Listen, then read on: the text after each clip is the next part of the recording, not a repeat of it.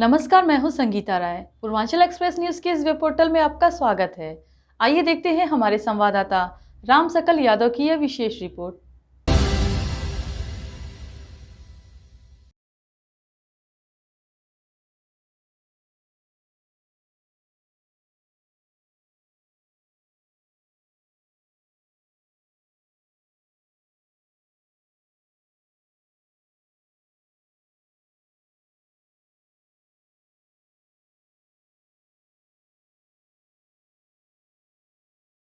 उत्तर प्रदेश सरकार के कैबिनेट मंत्री और सुबह सभा के राष्ट्रीय अध्यक्ष ओम प्रकाश राजभर ने विपक्ष पर जमकर निशाना साधा है।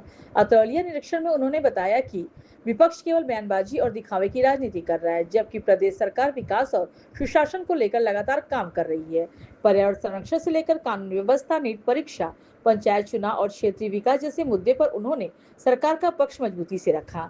कैबिनेट मंत्री ओम प्रकाश राजभर ने एक पेड़ मां के नाम अभियान का जिक्र करते हुए लोगों से अधिक वृक्षारोपण करने की अपील की। उन्होंने कहा कि प्रधानमंत्री नरेंद्र मोदी और मुख्यमंत्री योगी आदित्यनाथ के नेतृत्व में प्रदेश भर में बड़े स्तर पर पौधारोपण कराया जा रहा है। बढ़ते प्रदूषण और गिरते भूजल को स्तर को देखते हुए प्रत्येक व्यक्ति को अपनी मां के नाम पर कम से कम एक पेड़ अवश्य लगाना चाहिए, जिससे पर्यावरण संरक्षण के साथ आने वाली पीढ़ियों का भविष्य सुरक्षित हो सका।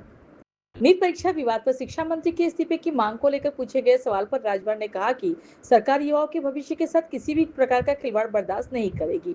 यदि कोई दोषी पाया जाता तो उसके खिलाफ कठोर कार्रवाई की जाएगी। वहीं गाजीपुर के चर्चित विनीत राय हत्याकांड को लेकर उन्होंने समाजवादी पार्टी पर हमला बोलते हुए कहा कि विपक्ष को दूसरों पर उंगली उठाने से पहले अपने कार्यकाल को याद करना चाहिए। उन्होंने कहा कि पुलिस निष्पक्ष जांच कर रही है और दोषियों को किसी भी कीमत पर बख्शा नहीं जाएगा।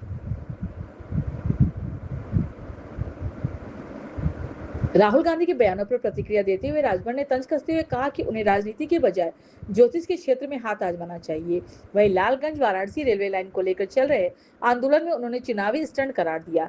उन्होंने कहा कि विपक्षी नेताओं को केवल धरना प्रदर्शन करने के बजाय रेल मंत्री से मिलकर समस्या का समाधान का प्रयास करना चाहिए। क्षेत्रीय विकास कार्य का जिक्र करते हुए कैबिनेट मंत्री ने बताया कि जनता की मांग पर अहरौला कप्तानगंज मार्ग पर तथा सिकंदरपुर नरियाव मार्ग के निर्माण के लिए लगभग 54 करोड़ रुपए की स्वीकृति दिलाई गई है और निर्माण कार्य तेजी से चल रहा है।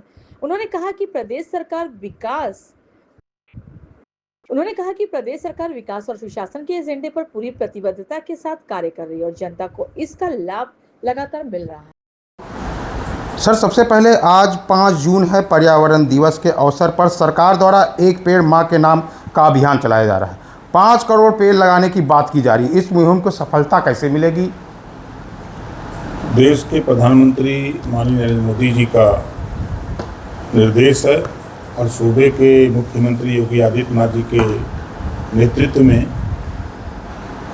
पूरे 75 जिले में सभी मंत्रियों को लगाया गया है, विधायकों को लगाया गया है, सांसदों को लगाया गया है, जो हमारे निगम के अध्यक्ष हैं, चेयरमैन हैं, सबको लगाया गया है और सबको ये समझाया जा रहा है, बताया जा रहा है कि आज आवश्यकता है सभी लोग, उत्तर प्रदेश के 25 करोड़ आबादी है तो हर व्यक्ति अपने माँ के नाम से एक पेड़ लगावे। उसके पीछे कारण है, देखिए हम लोगों के जीवन में अगर हम लोग अपने बचपन में जाएं तो तालाब में पानी मिलता था, उसमें भी पानी लोग पी लेते थे। उसके बाद नदियों में पानी दिखता था, कुएं में पानी दिखता था, कुएं से हम लोग हैंडपम्प पर आ गए, हैंडपम्प से आज हम बोतल पर आ गए। तो आने वाली जो हमारी नई जनरेशन है उसके लिए पेड़ नहीं होगा तो जो पर्यावरण है आज दूषित है, पेड़ से बरसात होती है। तो इस नाते सरकार का प्रयास है कि प्रदेश में ही नहीं पूरे देश में वृक्षारोपण का काम आज से शुरू हो रहा है और लक्ष्य जो है पूरा होगा। नीट की परीक्षा को लेकर मामले पर जहां शिक्षा विभाग मंत्री से इस्तीफे की मांग कर रही है, वहीं प्रदेश सरकार के मंत्री डॉक्टर संजय निषाद ने कहा है कि अगर गाड़ी खराब हो जाती है कि गाड़ी के पार्ट्स और पुर्जे बदले जाते हैं, ना कि पूरी गाड़ी बदली जाती है। क्या युवाओं के भविष्य की तुलना गाड़ी और पुर्जे के साथ करना उचित है? देखिए, उनके कहने का अर्थ कोई कुछ और है, उनका कहने का ये तात्पर्य नहीं है। उनका कहने का तात्पर्य डॉक्टर संजय निषाद जी का जो कहना है, उनका ये कहना है कि गलती जिन लोगों ने किया है उनको सज़ा मिलनी चाहिए कि ताकि दोबारा ऐसी गलती न करें और बच्चों के साथ खिलवाड़ न हो, ये उनका कहने का तात्पर्य है। इलाहाबाद उच्च न्यायालय ने प्रदेश सरकार से कहा है कि सरकार पंचायत चुनाव का डेट बताए, इस पर आपकी क्या प्रतिक्रिया है? देखिए, चुनाव हम लोग चाहते थे कि चुनाव हो। मामले को समाजवादी पार्टी ले जाकर के हाई कोर्ट में दाखिल किया। हाई कोर्ट का निर्देश हुआ कि पिछड़ा वर्ग आयोग का गठन कर दीजिए। सरकार पिछड़ा वर्ग आयोग का गठन कर दिया। अब सरकार का जो निर्देश होगा उसका पालन किया जाएगा। चुनाव की डेट बताने के लिए हाई कोर्ट ने कहा है। तो अब अपना पक्ष सरकार रखेगी। हाई कोर्ट में 10 जुलाई को डेट पड़ी है। आजमगढ़ में लालगंज होते हुए बनारसी का रेलवे लाइन से जोड़ने के लिए लालगंज में लगातार प्रदर्शन हो रहा है, जो अब विकास रूप ले रहा है। इस पे आपका क्या है? चुनावी मुद्दा होगा या क्या होगा? ये चुनावी मुद्दा बना रहे हैं सर। इनके 2 सांसद राज्यसभा सांसद हैं दिल्ली में, तो ये लालगंज से मिलेगा कि दिल्ली में? ये क्यों नहीं वहाँ रेल मंत्री से मिल करके इसको सेंक्शन कराते हैं? वहाँ से सेंक्शन होगा कि यहाँ लालगंज में खाली हवा बांध रहे हैं? ये सब सिर्फ दिखावा कर रहे हैं, राजनीति कर रहे हैं। अगर इनको धरना देना है तो धरने देने की जरूरत है। इनके पास सांसद हैं और सभी सांसद चले जाएं रेल मंत्री जी के पास, किसकी आवश्यकता है, आदेश हो जाएगा। लेकिन ये सब चुनावी मुद्दा बनाना चाहते हैं। तो आपका कहने का मतलब है कि यहाँ के सांसद नहीं चाह रहे हैं कि इस तरह का बने? निश्चित है, यहाँ के सांसद अगर विकास चाहते, यहाँ के विधायक अगर विकास चाहते। आप बताइए, अरौला कप्तानगंज सड़क 20 साल से खराब थी।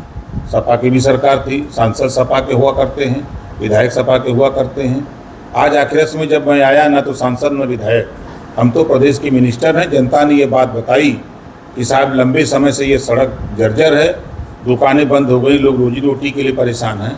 इसको अगर बन जाता तो हम लोगों की भी जीविका चलती और आवागमन में सुविधा होती।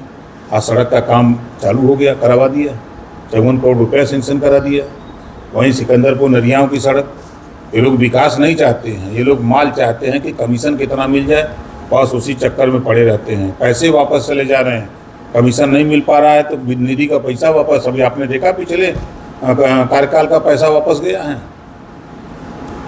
गाजीपुर में विनीत राय हत्याकांड के मुख्य आरोपी कमलेश बिन का इनकाउंटर के बाद घर पर 100 पहुंचने पर ग्रामीणों ने बवाल किया है। सीओ सहित कई लोग घायल हुए हैं, सरपटा है। क्या कहना चाहेंगे इस पर? देखिए, जब नाम FIR में आ गया और जांच पड़ताल में दोषी कोई भी व्यक्ति पाया जाता है तो पुलिस उसके खिलाफ कार्रवाई करती है। तो उस कार्रवाई में पुलिस का कानून का साथ देना चाहिए।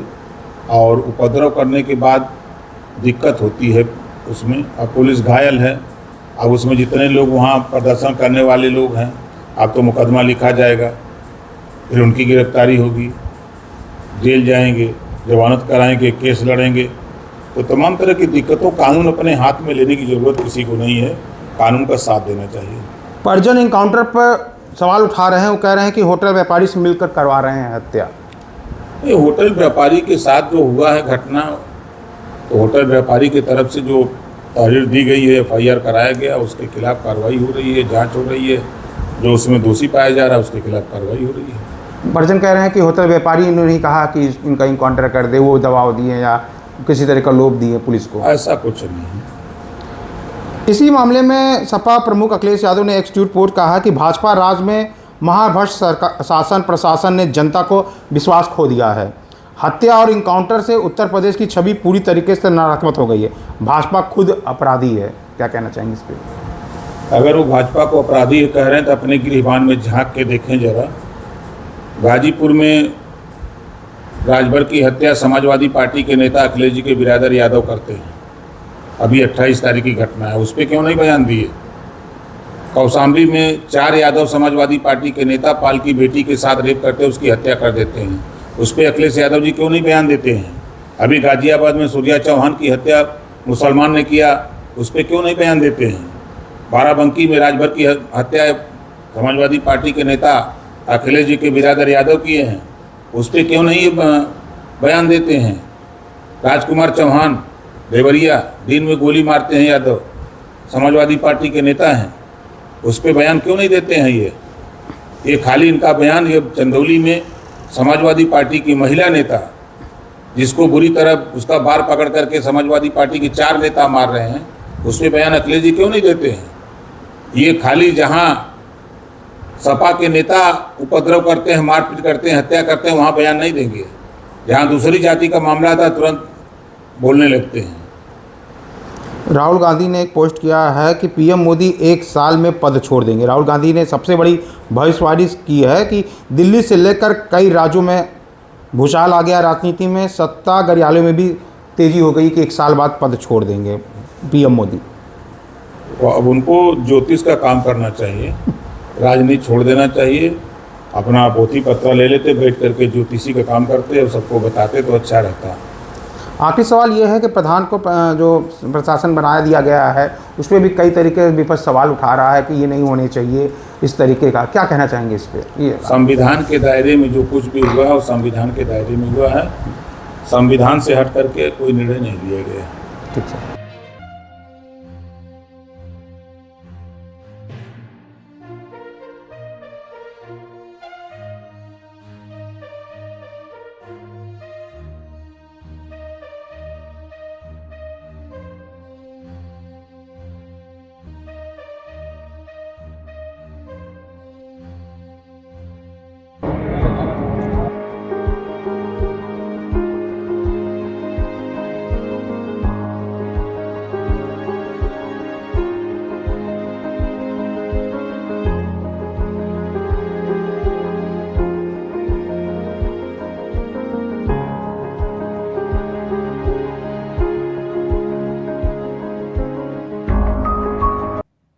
अगर आपको हमारी खबर पसंद आई हो तो हमारे चैनल को लाइक, सब्सक्राइब और शेयर जरूर करिए।